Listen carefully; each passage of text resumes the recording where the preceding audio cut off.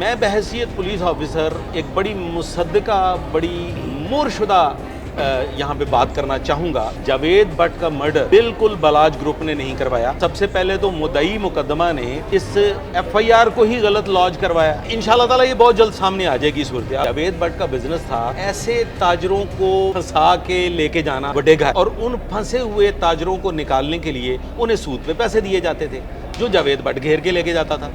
और जब वो सूद पे पैसे लेते थे तो फिर उसके एवज जो डॉक्यूमेंट साइन करवाए जाते थे उसमें एक बड़ा छोटा सा लफ्ज़ है कि उनके घर के अफराद भी लिख लिए जाते थे। फिर भट्ट ख़ानदान की तरफ से मीर बलाज के भाई और उनके जो बड़े खारे ख़ास हैं कैसर साहब, उन पे FIR क्यों दर्ज करवाई गई?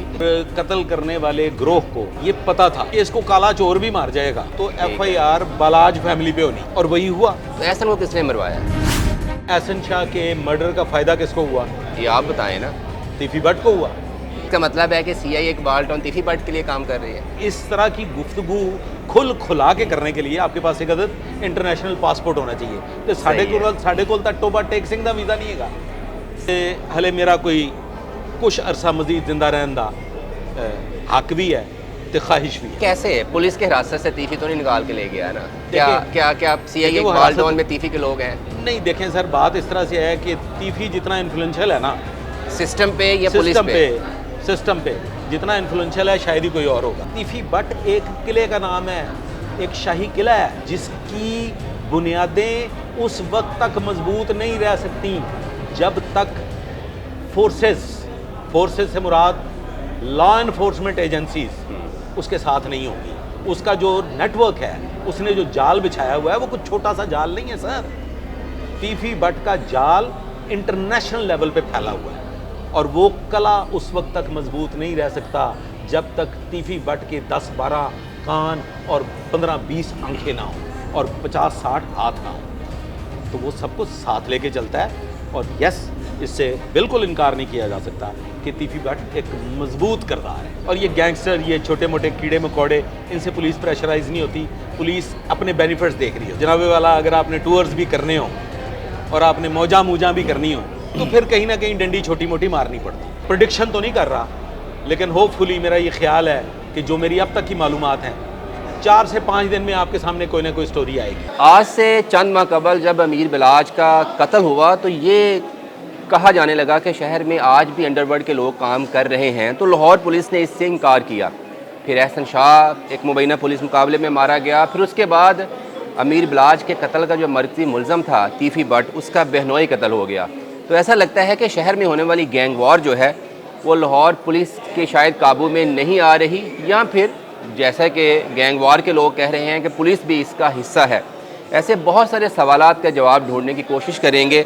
ज़हीरुद्दीन बाबर साहब हमारे साथ मौजूद हैं, लाहौर पुलिस का हिस्सा रहे हैं, CIA में भी उन्होंने बहुत सारा काम किया है। ज़हीर साहब, सबसे पहला सवाल यही है और बहुत सारे लोगों के ज़हनों में ये सवाल आता है कि जावेद भट्ट को क्यों मरवाया? क्या हासिल करना चाहते थे? क्या वो दुश्मनी को आगे बढ़ावा देना चाहते हैं?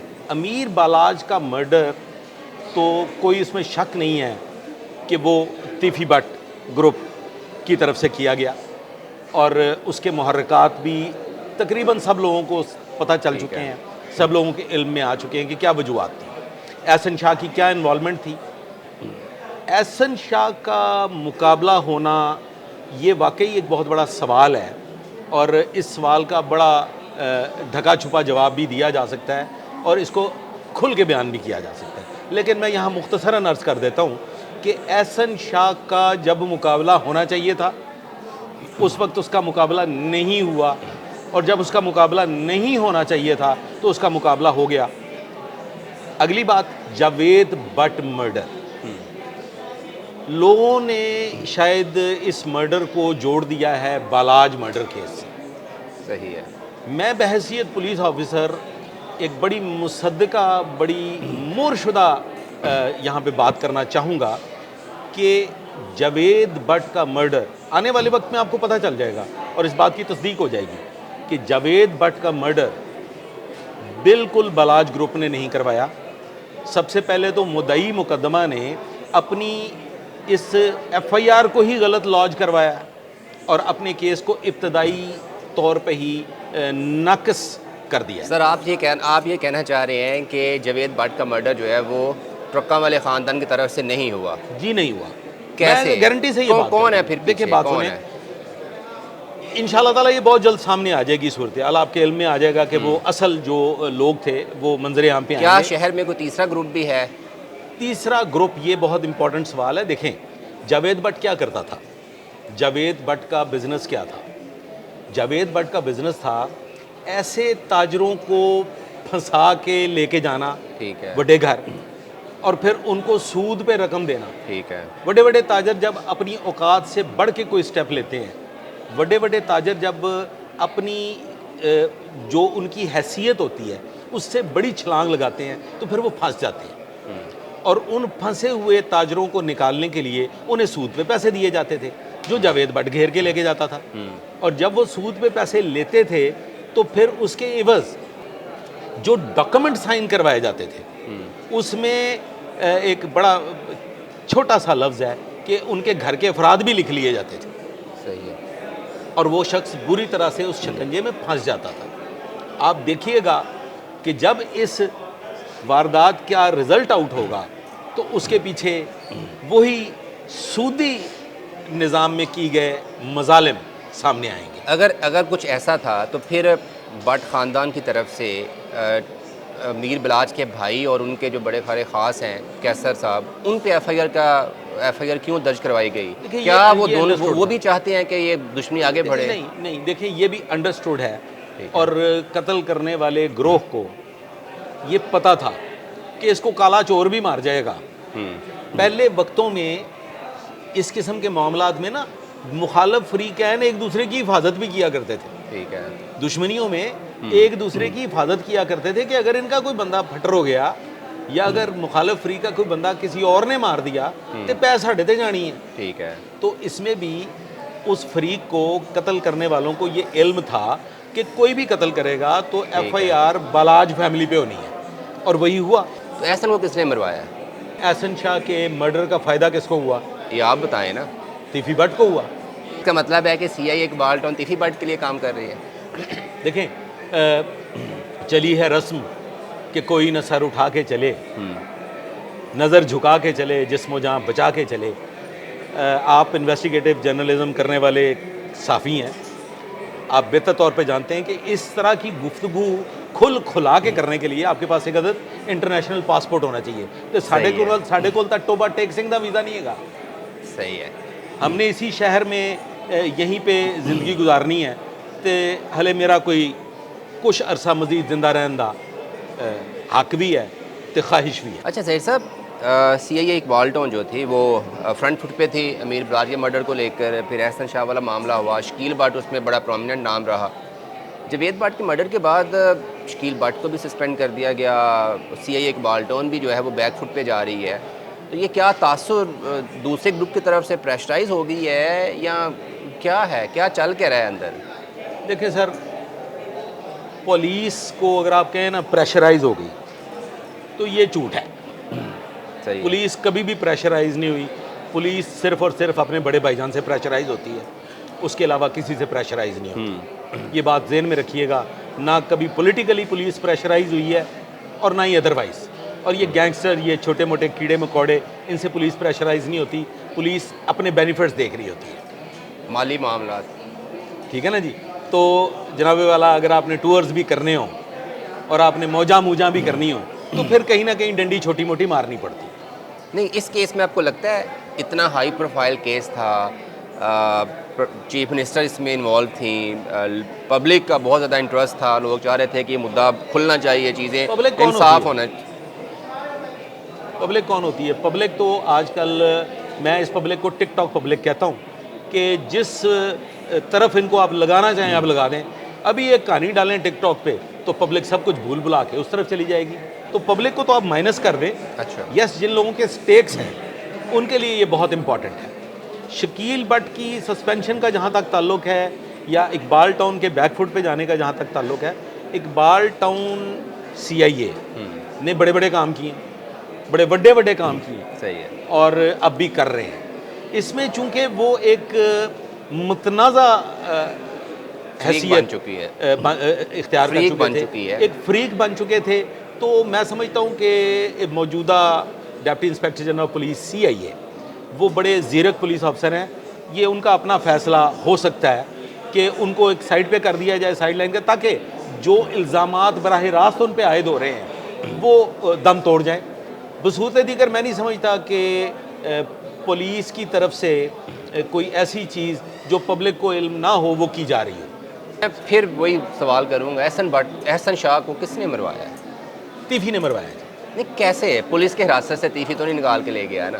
क्या देखिए- क्या क्या CIA देखिए वो इकबाल हिरासत- टाउन में तीफी के लोग हैं? नहीं देखें सर, बात इस तरह से है कि तीफी जितना इन्फ्लुएंशियल है ना सिस्टम पे या पुलिस सिस्टम पे जितना इन्फ्लुएंशियल है शायद ही कोई और होगा। इसकी तारीख है, एक किला है तीफी बट, एक किले का नाम है, एक शाही किला है जिसकी बुनियादें उस वक्त तक मजबूत नहीं रह सकती जब तक फोर्सेस से मुराद लॉ एनफोर्समेंट एजेंसीज उसके साथ नहीं होंगी, जब तक वो उसके मफादात का तहफ़्फ़ुज़ नहीं करेंगी, उसके कले की बुनियादें हिल जाएंगी। उसका जो नेटवर्क है, उसने जो जाल बिछाया हुआ है वो कुछ छोटा सा जाल नहीं है सर। तीफी बट का जाल इंटरनेशनल लेवल पे फैला हुआ है और वो कला उस वक्त तक मजबूत नहीं रह सकता जब तक तीफी बट के 10-12 कान और 15-20 आंखें ना हो और 50-60 हाथ ना हो। तो वो सबको साथ लेके चलता है और यस, इससे बिल्कुल इनकार नहीं किया जा सकता कि तीफी बट एक मजबूत किरदार है। नहीं, आपका मतलब है कि मौजूदा जो लाहौर पुलिस है, जो ऑर्गेनाइज क्राइम यूनिट है, वो तीफी का कुछ नहीं कर सकती? मैं खैर ये तो बात नहीं कहूँगा कि जो मौजूदा जैसे आपने कहा है कि जैसे वो सिस्टम में उसका इन्फ्लुएंस है कि CIA में 80% ऑफिसर्स मौजूद हैं, 80% ऑफिसर्स मौजूद हैं जो ईंट से ईंट बजा सकते हैं, जो ईंट से ईंट बजा देंगे। एक बात तो मैं गारंटी से कह रहा हूँ कि आपका जो DIG ऑर्गेनाइज क्राइम है उसका किसी गैंगस्टर के साथ ना कभी बतौर ASP, ना बतौर SP और ना आज बतौर DIG कोई ताल्लुक नहीं है। बिल्कुल साफ सुथरे से शरीफ नफ्स इंसान है। ठीक है, बदमाशों के साथ उनका कोई ताल्लुक नहीं है। मुस्तकबिल करीब में क्या देख रहे हैं? ये ख़त्म हो जाएगा मामला या कोई और अगला टारगेट कौन होगा? मैं समझता हूँ कि इंस्पेक्टर जनरल पुलिस पंजाब को लाहौर के डायनामिक्स को देखते हुए, लाहौर की जोग्राफियाई हदूद को देखते हुए, लाहौर की तारीख को देखते हुए मैं अपने लिए ये बात नहीं कर रहा। मैं ये बात कर रहा हूँ ताहिर आलम खान जैसे ऑफिसर्स के लिए, ठीक है, राना मुनीर अहमद जैसे ऑफिसर्स के लिए। इंस्पेक्टर जनरल पुलिस पंजाब को जैसे कि पूरी दुनिया में ये राइज है कि जब पुलिस पे कोई कड़ा वक्त आता है तो ऐसे मंजे हुए किरदारों को साथ शामिल करके एक जॉइंट इन्वेस्टिगेशन टीम बनानी पड़ती है, जॉइंट एक्शन कमेटी बनानी पड़ती है। तो इस किस्म के मामलात को हैंडल करने के लिए डॉक्टर उस्मान अनवर साहब को चाहिए कि वो पुराने जो मजे हुए किरदार हैं, जो लाहौर की तारीख से वाकिफ़ हैं, जो लाहौर के डायनामिक्स से वाकिफ़ हैं, जिन्होंने गैंग वॉर का मुकाबला किया हुआ है, उनको लेके आएँ और मौजूदा जो इस वक्त रॉ मटेरियल काम कर रहा है, जो यंग ब्लड इस वक्त काम कर रहा है, उनकी रहनुमाई के लिए उनको अपने साथ शामिल करें। एक लास्ट सवाल जी, CIA इकबाल टाउन या लाहौर पे आने वाले वक्तों में प्रेशर बढ़ेगा या कम होगा? देखिए CIA पे तो हमेशा प्रेशर रहता है और आने वाले वक्त में अपॉर्चुनिटीज़ इस सूरत हाल में अपॉर्चुनिटीज़ कितनी है उनके लिए इन टर्म ऑफ फाइनेंस? कितनी अपॉर्चुनिटी है ये हाथ? देखिए फाइनेंशियली तो हमेशा पुलिस कमज़ोर रही है, ठीक है, ये दूर के ढोल सुहाने होते हैं, दिखता है जो वो एक्चुअली वैसा नहीं होता। पुलिस को अपने गिवन सर्कमस्टांसेस में, गिवन सोर्सेज में और गिवन रिसोर्सेज में काम करना पड़ता है जो कि बहुत महदूद है। जुवेद भट्ट के शूटर का पकड़े जाएंगे? मैं प्रेडिक्शन तो नहीं कर रहा, लेकिन होपफुली मेरा ये ख्याल है कि जो मेरी अब तक की मालूमात हैं 4 से 5 दिन में आपके सामने कोई ना कोई स्टोरी आएगी। चलें जी, बहुत शुक्रिया आपका। और देखते हैं, अगर मुल्ज़मान पकड़ना काफ़ी नहीं है, डेफिनेटली मुल्ज़मान को कोर्ट ऑफ लॉ के मुताबिक सज़ा होना अहम है। और ये इसलिए भी अहम है कि फिर बहुत सारे सवालात जो अब हम बैठ के यहाँ पे हमारे जहनों में उठते हैं, ये नहीं उठेंगे। एहसन शाह का मर्डर हो या फिर जावेद भट्ट का मर्डर हो या फिर इससे पहले होने वाले गैंग्स वार का, अगर हक़ाइक़ को सामने लाया जाता और तहकीकात मुकम्मल की जाती तो डेफिनेटली आज ये फिर हम लोग बैठ के चाह मगोइयाँ या सवालात ना उठाते कि कौन किसके साथ है, किसने क्या किया।